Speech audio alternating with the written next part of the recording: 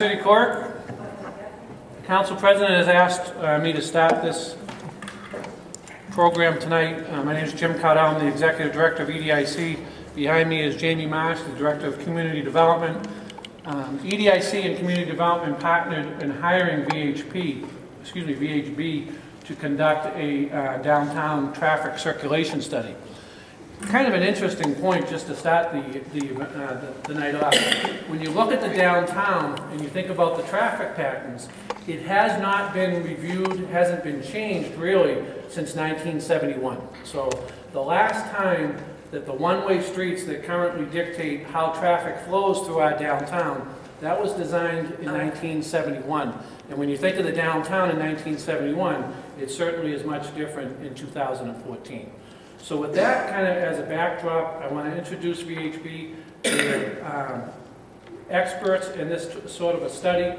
They did a great job. I think you'll kind of find it interesting how they gathered the data to come up with some ideas and findings. Tonight, it's not a public hearing, but I do want to say emphatically on behalf of Jamie and myself, we definitely want public input. Tonight is just a first step. It's informational for the City Council, all of the councils will be up in a few moments.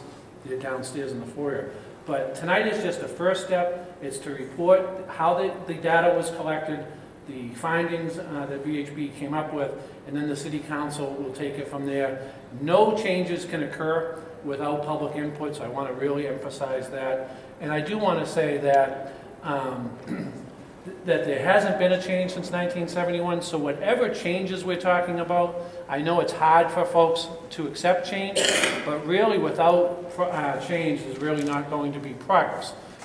So with that, I turn it over to our experts to talk about the process and their findings. Thank you. Thank you, Jim. All right, thank you, Jim. Just by way of introductions, my name is Joe Wannick.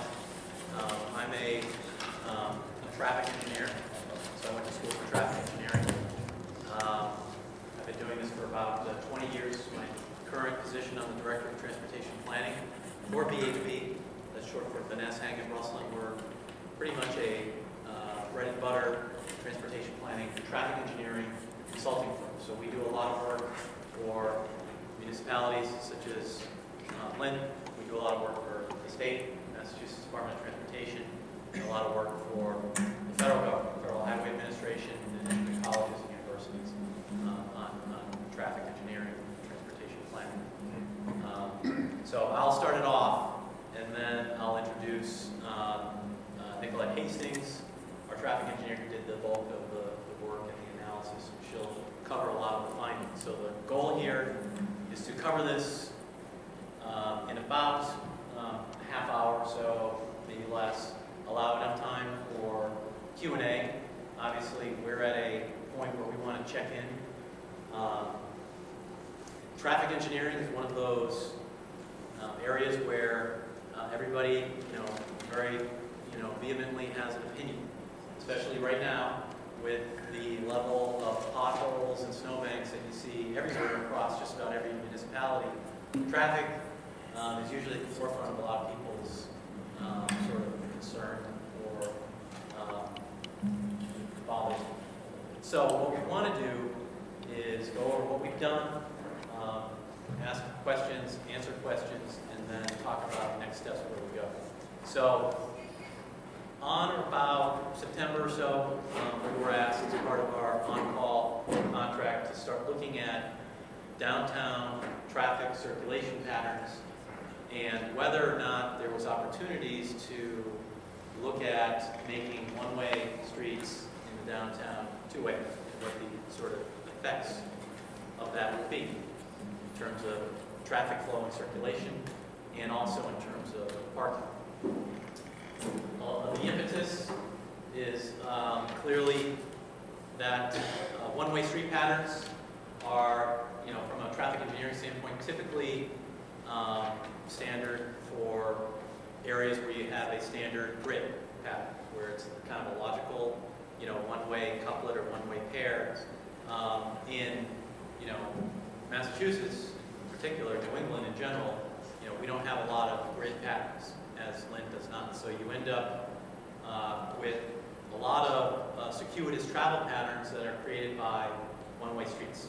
You know, people can get disoriented and not able to get where they want to get because of the one-way circulation pattern. So, starting in or about September, what we did was we looked at traffic. We counted traffic at intersections, pedestrians, 13 locations.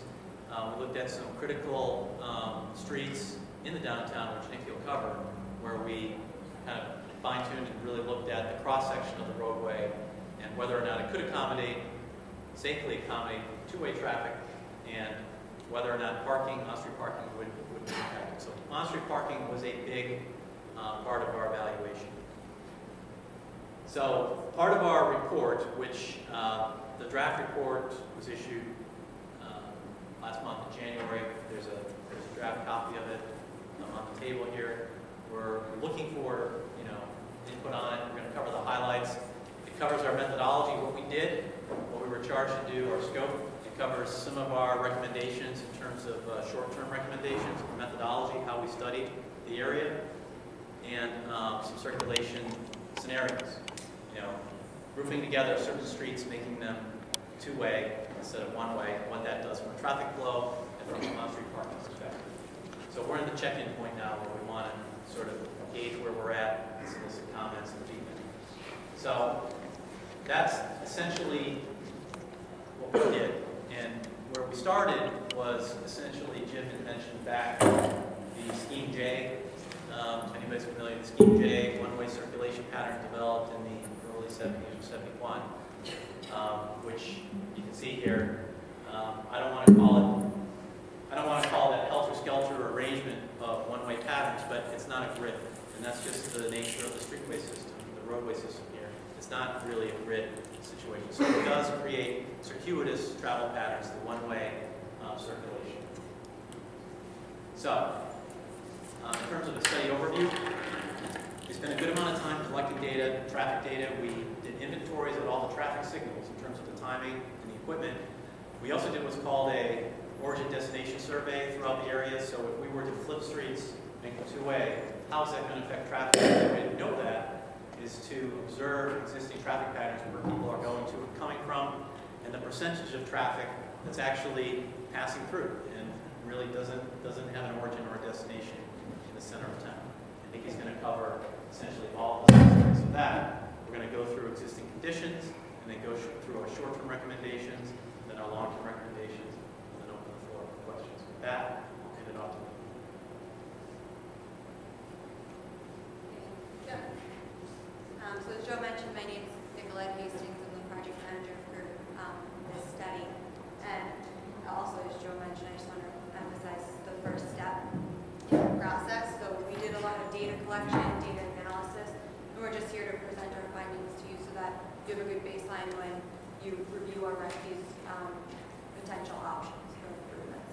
So our study area focused on the downtown area, which is bounded by this yellow line on the screen. We looked at 5 streets in the downtown as kind of primary streets for potential conversion from one-way to two-way operation. Those are Central Avenue, Liberty Street, Oxford Street, Andrew Street, and Willow Street. And those streets were chosen based on economic development potential, the available curb-to-curb width, so there's potential to actually convert them from one-way to two-way. They're not too narrow. And that's all through discussions with state and officials, Jim. And we also looked at 13 intersections that are highlighted in the downtown. As Joe mentioned, we did both traffic counts, data collection, and we also did signal inventories to understand at the signalized intersections, can they even accommodate two-way traffic, or would they need to be upgraded? And that would be obviously at a cost. The other element of our street audit, as Jim mentioned, some of the signals, are a little old and antiquated in terms of the equipment that's out there. So we looked at, current standards, the sizes of signal heads, how pedestrian lights, pedestrian push buttons, and which signals, were out of date and which ones were within current standards. Part of our signal.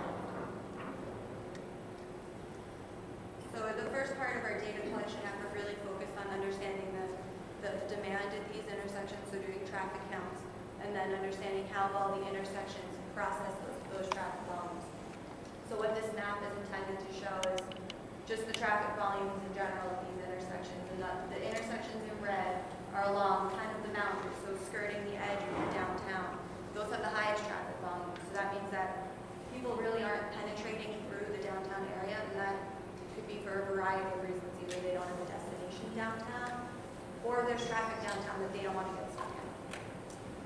Along with this, with traffic volumes, as I mentioned, we did signal inventory and we did a capacity analysis. And there are operational issues at some of these locations where the intersections have delay during the peak hours or there's queuing. So if you drove here tonight and you got stuck in an intersection for 1 or 2 cycles, that's what I mean when I say delay. At 4 of the signalized intersections, they operated at level of service E or F, which is equivalent to a report card. So level of service A through F is what the traffic engineers use to characterize operations at intersections. And A through D are typically regarded as acceptable, and E or F are unacceptable. So 4 of your signalized intersections operated at E or F, and similarly 4 of your unsignalized intersections operated at E or F. So there's potential to improve operations and improve traffic flow, kind of independent of looking at converting some one-way streets to two-way. As Joe alluded to, we also conducted a car following survey. And this is really, the traffic counts just understand at an intersection where people are turning. But the car following survey enables us to really understand the pattern. So in your core downtown found by the yellow line, where do people enter it? Where do they drive? How do they use the streets to get through it? Do they stop downtown or do they continue and pass right through? So we had over 300 observations where we had an observer in a car at one of these red arrows, and then basically they followed the car in front of them from when they entered the study area in yellow to either when they stopped and parked at on-street parking or one of your downtown parking lots, or when they exited the study area boundary. We had 300 observations, like I said. About 20% of those trips ended in downtown, and then the remaining 80% were basically just passing through. It's important to note that of that 80%, about half used the external roadways, so they didn't even kind of enter your downtown. They're just driving around it to go to destinations somewhere else. And then the other half did drive through. It's always a balance, whether you want to reduce traffic and welcome traffic in a downtown area, or whether you would like them to kind of skirt around it. And the reason that you might want to reduce it is for economic development, because you want people to drive past your businesses and have access to those businesses. But you might want to discourage it if you want a more pedestrian-friendly network downtown. So it's always a trade-off. Just some other field inventory notes. We went out and conducted inventories of those 5 primary streets. Oxford Street is shown in the slide as an example. We noticed that in general there is a lack of wayfinding signage, or at least consistent signage. So it's hard to know, for example, if you're on Market Street, that there's access to the Andrew Street parking lot off of Liberty Street. So something like that is an opportunity for short-term improvements. We also noted an abundance of on-street parking. We didn't know a lot of people circulating in their cars trying to find a parking spot. They basically had front door parking. This is midday, so front door parking to wherever their destination was. During our signal inventories, as Joe mentioned, a lot of the signal equipment was generally in fair to poor condition. It's just the age of the equipment. So there's an opportunity to upgrade that, and that would enhance traffic flow and reduce delay at some of your locations. And then there are some non-compliance issues with current standards, and again, that's just the age of the roadway network and the equipment itself. So that kind of wraps up our existing conditions, and that really gave us a good understanding how people get through downtown and where they're going, kind of why. As we were out there, we noted a few improvements that could be accomplished in the short term that are independent of the one-way evaluation. I'm going to speak to 4 specific locations, but there are also some general improvements regarding retiming of traffic signals, improving wayfinding signage.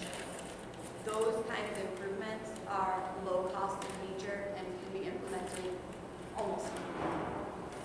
And they're detailed in the reports that you have in that.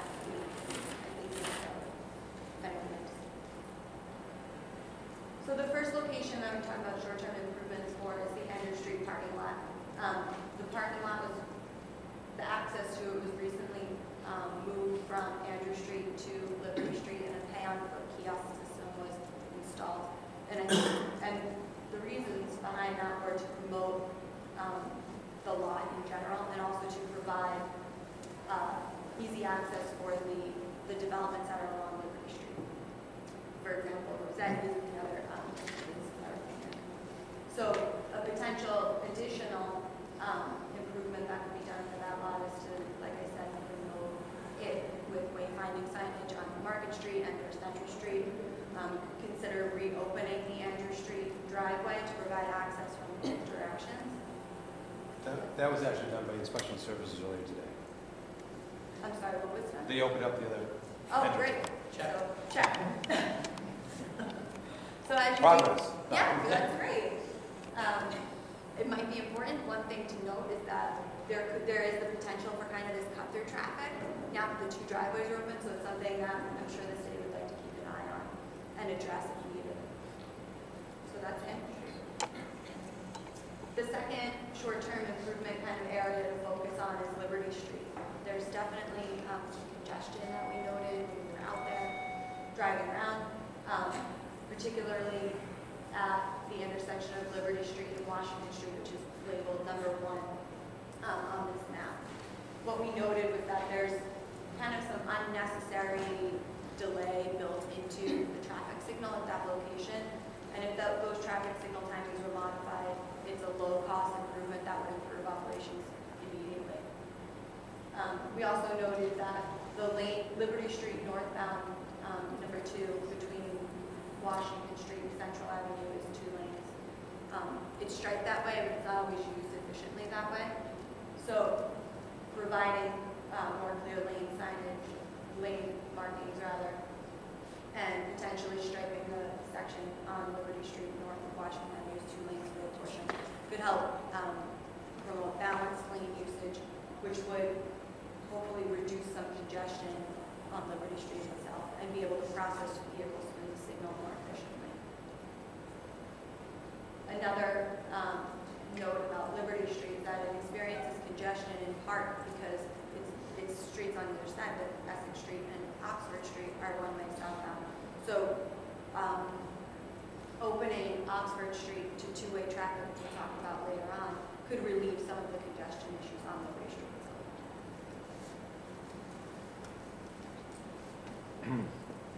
The next area we looked at was the Central Avenue, Washington Street, Oxford Street intersections. There are a few things going on here that could be improved in the short term. Again, completely up to the city how to advance these options. But the first issue is number 1, where you're driving westbound on Central Avenue, and there's these parking spaces that are kind of they're in the right way, they're in the travel lane. So westbound vehicles have to skirt around these parking spaces and actually impede eastbound travelers. So you're almost like coming head to head. Those spaces themselves are not striped, but they're also, there isn't any no parking signage. So there's an opportunity to kind of clean up that situation that would improve progression and traffic flow through there, but also improve safety for vehicles traveling in both directions. An additional improvement in this area would be at the 2 intersections labeled number 3, Oxford Street at Central and Washington. Today, only Oxford Street is required to stop traveling southbound, and Central and Washington have the right way to just continue through. But there's some old signal equipment there that causes confusion. You see people kind of pausing and waiting, and don't know what to do, and we actually witnessed a offender right there when we were out here. So there's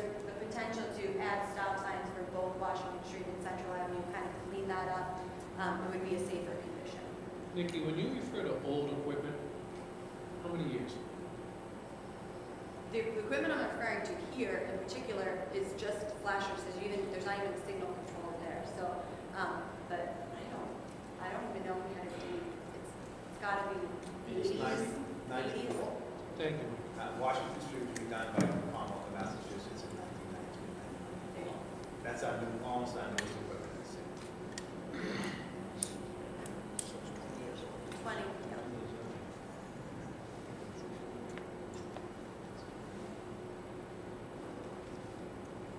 And then the last area for some short-term improvements is this intersection of Central Square with Monroe Street.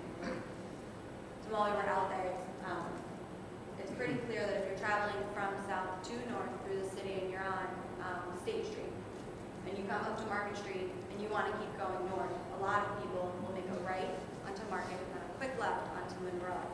And then they get to this intersection and they kind of do this illegal jog movement up to Lake. It's a really difficult movement to make for a few reasons. The sight lines from Monroe Street are difficult. So you really almost have to be in the intersection to see people coming on Central Square. And then you're kind of in that middle island at Blake, and you have to jog right and left.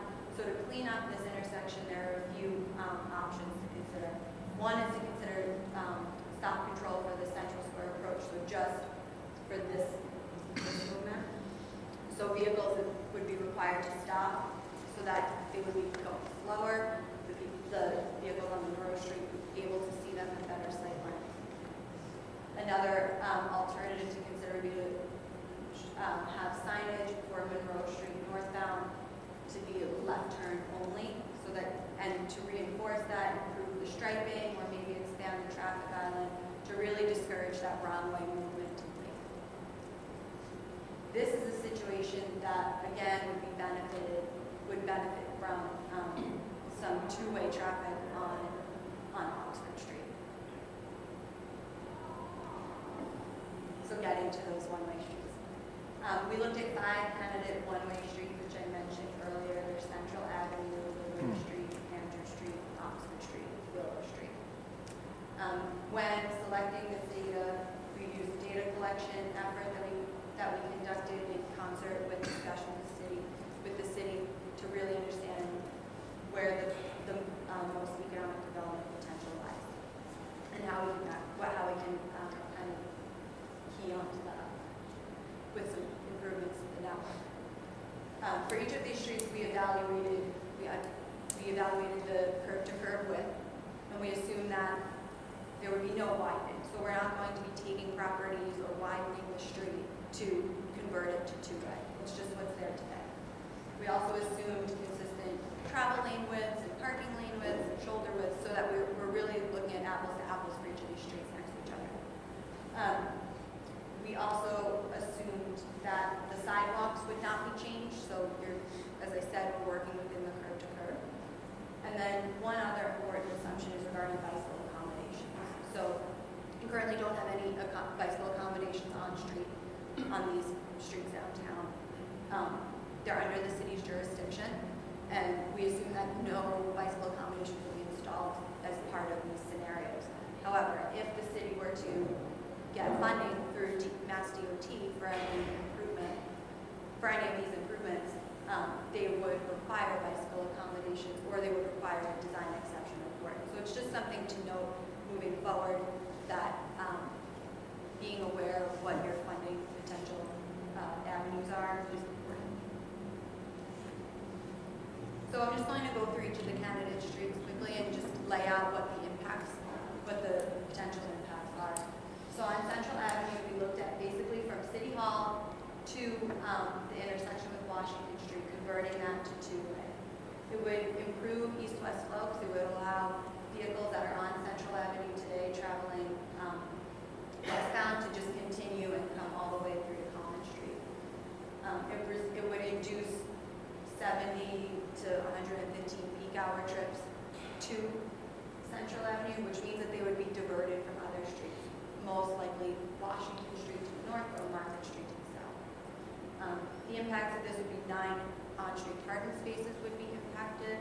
There would need to be improvements the intersections on either end, especially this one right outside City Hall where we believe the traffic controller can accommodate the additional traffic westbound. However, there would need to be new mass arms and signal heads, etc. There would be signage and pavement markings as well. This street, excuse me, in our first kind of blush, could cause some issues at that unsignalized intersection with Washington Street. Just that's a tough intersection in general, and introducing another movement could potentially be problematic. The next street we focused on was Liberty Street, all the way from Market Street up to High Street, and we chose that whole length to really maximize the benefits of converting it. This converting Liberty Street would support redevelopment, particularly along the southern blocks. It enhances access to that Andrew Street lot that I discussed earlier by allowing southbound traffic into it. And it would really improve north-south flow by diverting traffic from the neighboring streets, Oxford and Essex, to Liberty Street. However, Liberty Street, and particularly south of Central Avenue, is narrow, and parking would need to be removed on both sides of the street on that section. In total, we estimate 13 parking spaces would need to be removed to accommodate two-way traffic. So this is one of those situations where it's really up to the city and the business owners to decide whether access is more important than very proximate on-street parking. It's going to be a trade-off in many of these situations, and you can't maintain parking on both sides of the street with two-way travel, just given the geometry. Go ahead. I don't think any of our conversion scenarios had no parking accounts. So pretty much everyone, we're giving something up. So we made sure that when we're showing the benefits in terms of traffic flow and circulation, we're also showing what you're giving up, which is on-street parking. Almost every case, that's what you get, because you really need, it's 36-ish plus or minus feet for two-way traffic plus on-street parking. In many areas you don't have. For example, on Liberty Street, on that southern portion, you're talking 24 to 27 feet is what we have available. So that right there is two parking. The signal impacts under this condition, there are two signals, Liberty of Washington, which we already talked about, which is and then also Liberty at Market, which that location in particular would require new mass arms for all of which is just given the age of the equipment and the span wire configuration. We also looked at Andrew Street just to the east. Andrew Street is a shorter segment. Really just it terminates at Market Street to the south and Washington Street to the north. So you're not getting a big bang for your buck by converting that section from kind of like a downtown traffic flow perspective. It would be a very localized impact. So that's why you see that we're projecting 15 to 25 peak hour trips would divert from Liberty Street over to Andrew Street. Not a big number there. It would again enhance access to that Andrew Street parking lot and support redevelopment along that corridor. So there's potential benefit there. However, the impacts of 14 on-street parking spaces, I'm not sure if the access benefits really outweigh those on-street parking impacts.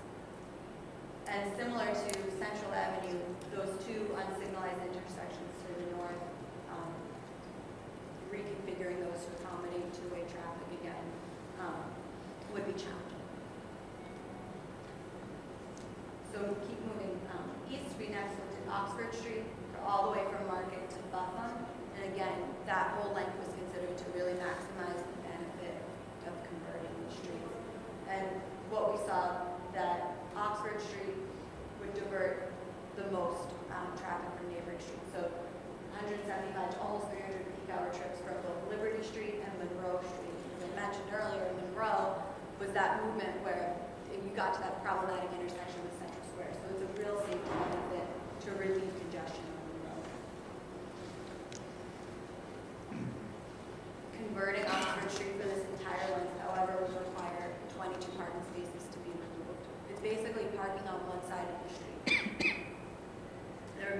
with 3 unsignalized locations and then 2 signals.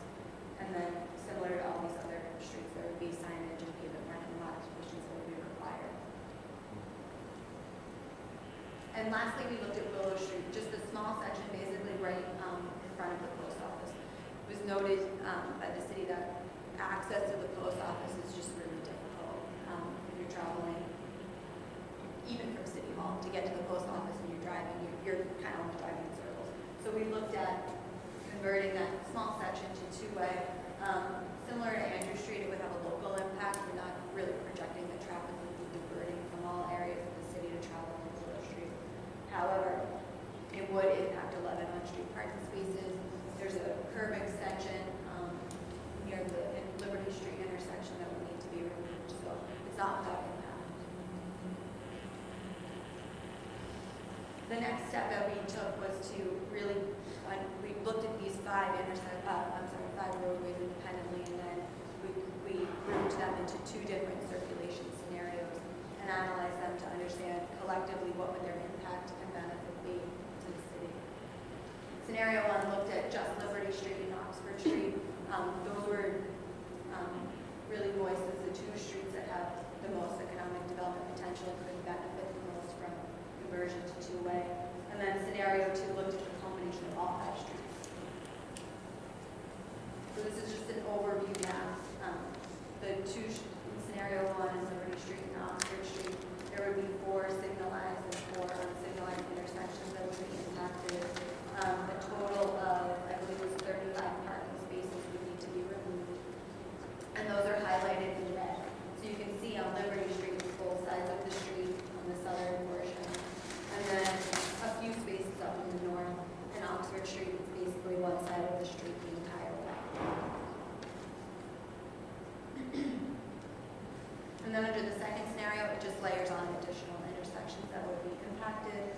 And additionally, in this case, I believe it was 69 parking spaces would need to be removed on all these streets to accommodate 2-way travel. So those are the scenarios. And just as by way of summary and next steps, DEP will finalize the report based on any comments that we receive, tonight and the following days. But it's really up to the city to evaluate both the short-term and the long-term options in light of your economic development potential and your priorities and really your availability of funding. The short-term improvements that we discussed are many are low-cost in nature that can be implemented almost immediately or require very little study. However, the circulation scenarios, there are some things that the city needs to consider, particularly the impacts to signalized intersections and funding for improving those, on-street parking impacts, whether those are palatable, and then funding lastly. So that's our summary. Be happy to take any questions that you have at this time. And just in closing, this is not uncommon.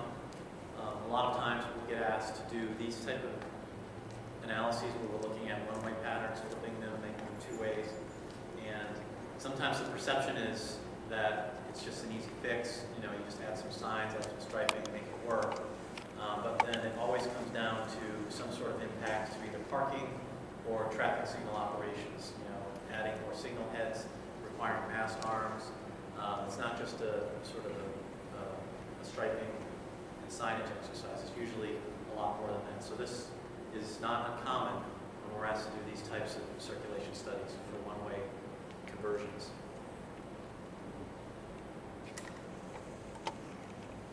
Thoughts? I had a question.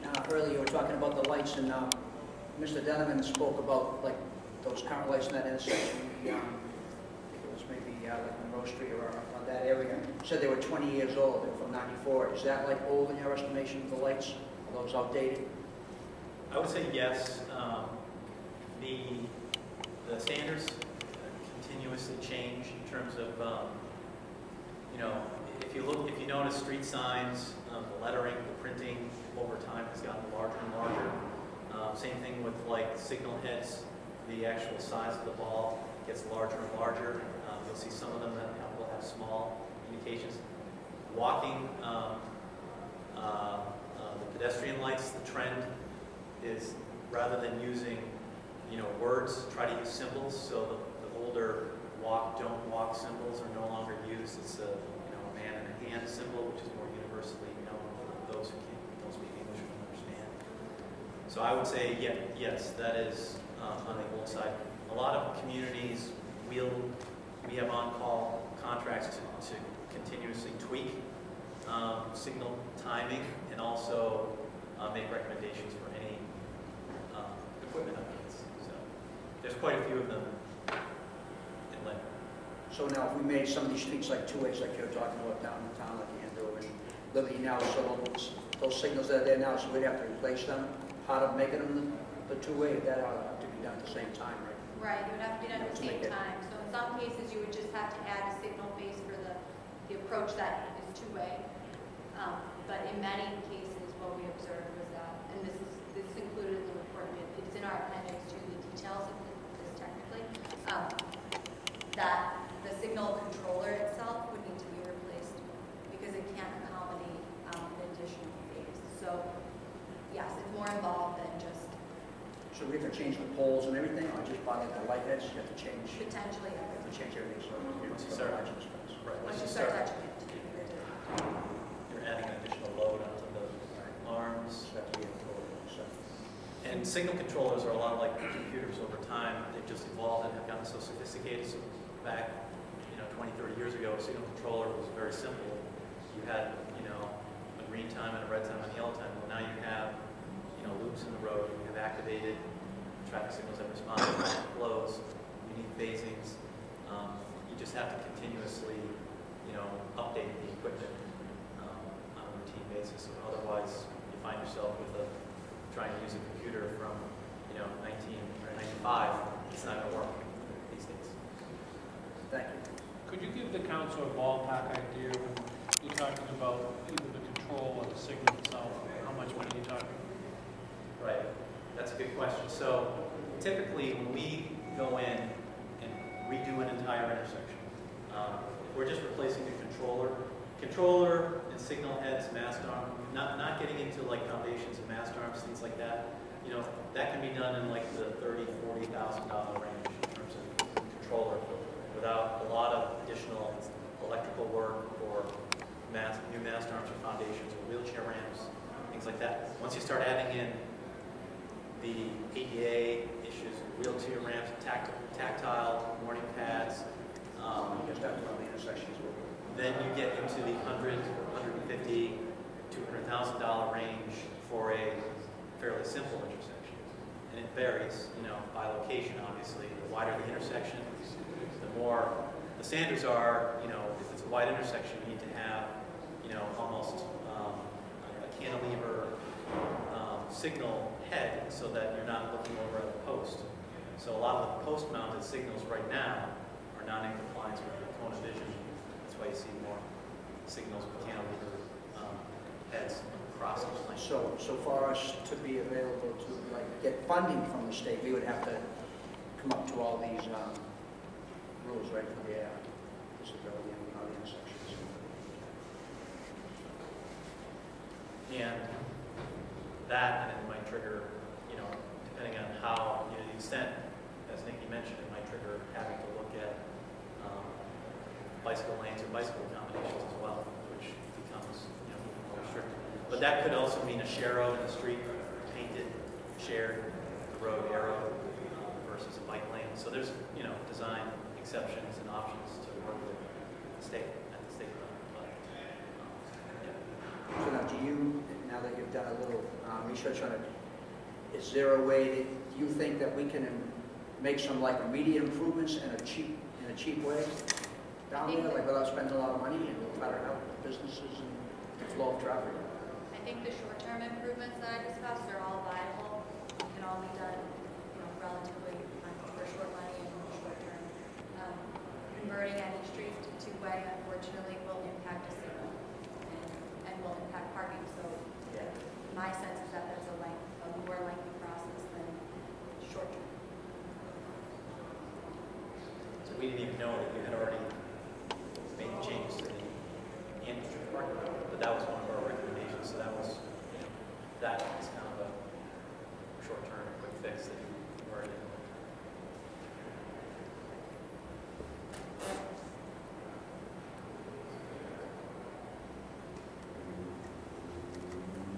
To the President of the Council, Dan, you had asked me to start the meeting where you were with the Irish folks downstairs. What I had said at the beginning was that any changes you had made sure, and the mayor earlier tonight as well, made sure that the public would have an input. Obviously, any changes, especially when you're talking changes to directions, the Traffic Commission, which is a separate entity, they would have to be brought into it. So various committees of the City Council may be looking at this. Tonight was really just to present the findings and start to think it through as to how maybe we can proceed. As Nikki says, though, there are some short-term fixes that we can come up with a price estimation, which we can do quickly and cheaply, which would have an immediate positive impact.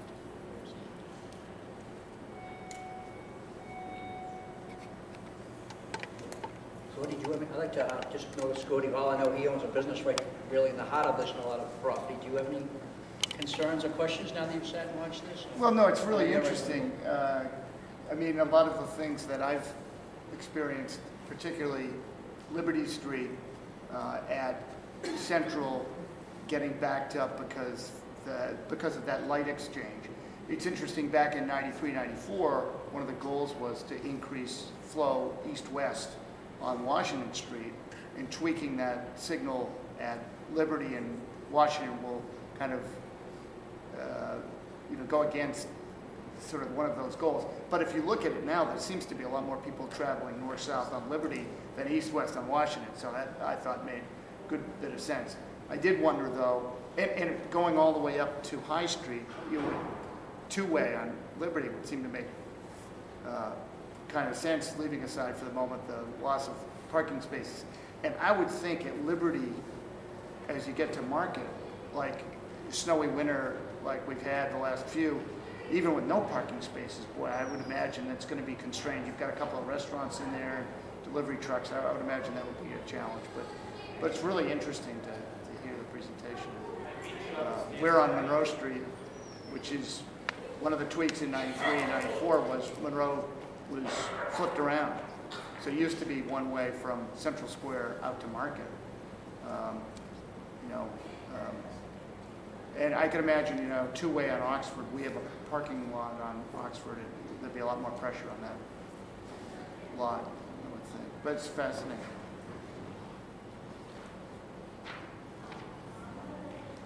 My last point is the Council President has asked that this be put onto the EDIC website as well as the city website. So we'll get this out there. We'll let you know in the next meeting. Thank you for coming. Thank you. Thank you very much. Thank you.